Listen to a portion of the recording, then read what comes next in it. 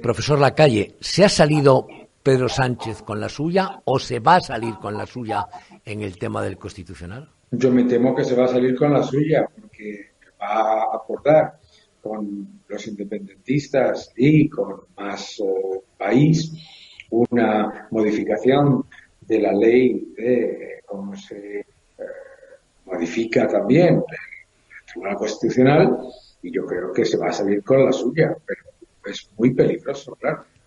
Y la tesis esta, que funciona mucho en Génova 13, que en este momento hay cierta euforia, pero de que Europa no lo va a permitir, ¿es creíble, visto lo que ha hecho Europa en los últimos 40 años o 35 años? La Unión Europea jamás ha actuado de manera preventiva. No lo ha hecho ni con Grecia, ni con Hungría, ni con Polonia, ni con Portugal, con ningún país. No es cierto. La idea, esta idea de vamos a quedarnos sentados, que nos va a ayudar el primo de Zumosol, no funciona y no ha funcionado nunca. Además, no podemos olvidar que en la Unión Europea no tienen la misma visión que tenemos los ciudadanos de cada país de lo que está pasando internamente. Ellos ven a Pedro Sánchez como una persona que cumple con las cosas que le exigen, aunque luego no sea cierto, o por lo menos que no molesta, ¿no? Y que están más preocupados por Meloni o por Hungría. Ya, eso es verdad. En cualquier caso, tenemos elecciones y muy importantes, autonómicas y municipales, en 5 meses y unos días, es decir, en 5 meses prácticamente, 5 meses y una semana y media tenemos elecciones. Todo esto que está pasando, en tu opinión, ¿va a influir en ese resultado electoral? Porque habíamos dado por supuesto que la economía va a ser clave y determinante y la inflación, pero estos asuntos mucho más políticos también van a influir ese día en las elecciones. Probablemente más. Si recordamos las elecciones andaluzas, lo que hizo que el Partido Socialista tuviese una debacle histórica fue la situación con Cataluña y el acercamiento al separatismo por parte de Sánchez. Yo creo que los ciudadanos probablemente reaccionen más a temas políticos que a temas económicos en este entorno. Yo creo que se ha vendido bien por parte del gobierno la falacia de que los temas económicos, cuando son malos, vienen de fuera y cuando son buenos son gracias a ellos, pero desde luego lo que sí se ve es esta crispación generada por un gobierno que quiere mantenerse en el poder a toda costa y que está dispuesto a destruir las instituciones.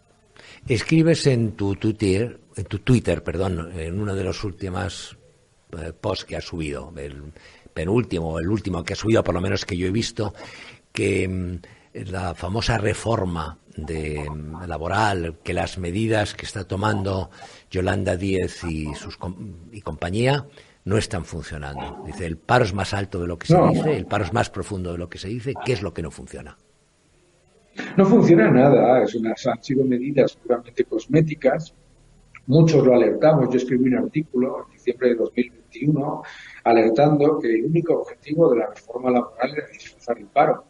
Y eso es lo que está ocurriendo. Por un lado, con el subterfugio de obligar que los contratos temporales estacionales y los de obra y servicio se conviertan en fijos discontinuos, pues disfraza el paro. Hay prácticamente 400.000 personas fuera de las listas del paro que no están trabajando y adicionalmente lo hemos visto también en un dato demoledor. Desde la reforma laboral la duración media de los contratos ha bajado casi 20 días. Eso significa que prácticamente el 20% de los contratos en noviembre fueron de menos de una semana.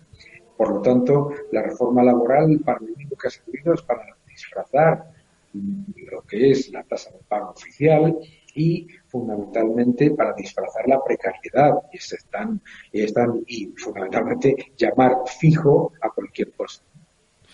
Una cosa que sorprende al observador no ilustrado como yo, el que no sabe de economía como yo, que habrá millones, decenas de millones.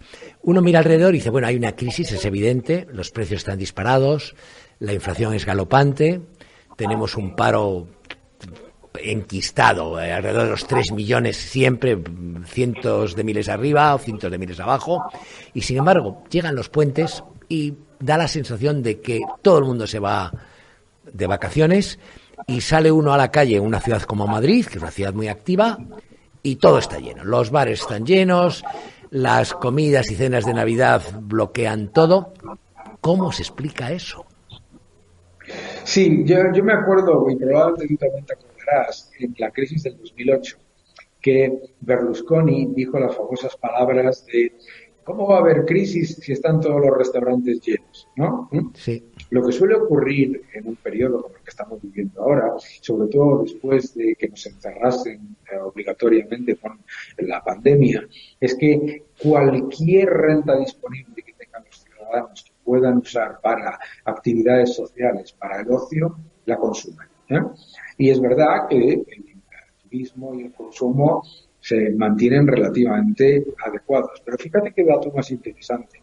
El consumo, prácticamente en términos de volumen, no está subiendo de una manera importante. Lo que está subiendo es que pagamos mucho más por ese consumo, ¿no? Es decir, que, pues sí, pues los restaurantes están llenos, pero consumimos menos, la gente es más prudente en lo que gasta, aunque consume menos cantidad, el precio es superior.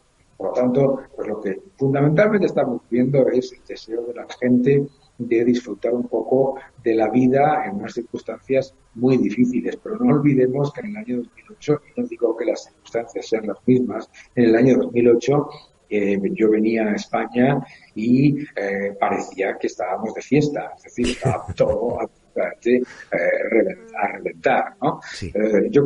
¿Y por qué? Pues también pasa que hasta que lo que es un frenazo económico muy evidente se convierte en una crisis, ojo, muy diferente, en una crisis como la del 2008 o la de 2011, no se empieza a notar ese impacto también en la hostelería. La hostelería, muchas veces habrás escuchado tú eso de lo último que se deja de pagar es la hipoteca, que es cierto, ¿verdad? Pero no nos olvidemos que en España lo último que se deja de hacer es salir a disfrutar una cena o unas copas con unos amigos. El 2023, que está a la vuelta de la esquina. Siempre los años empiezan con muy buenos propósitos. Adelgazar, los que no han adelgazado. Aprender inglés, los que no lo saben, que son también legión y que después lo abandonan. Portarse bien con la familia, no gritar a los niños, todo este tipo de cosas. Acordarse de los aniversarios y de los cumpleaños para no meter la pata y ahorrar. Pero ¿vamos a tener un 2023 que nos permita eso o se agudizará la crisis y, como pronostica el Banco de España, creceremos todavía menos y estaremos al borde de la recesión? Sí, yo creo que tendremos más habilidad de adelgazar y aprender inglés que de ahorrar.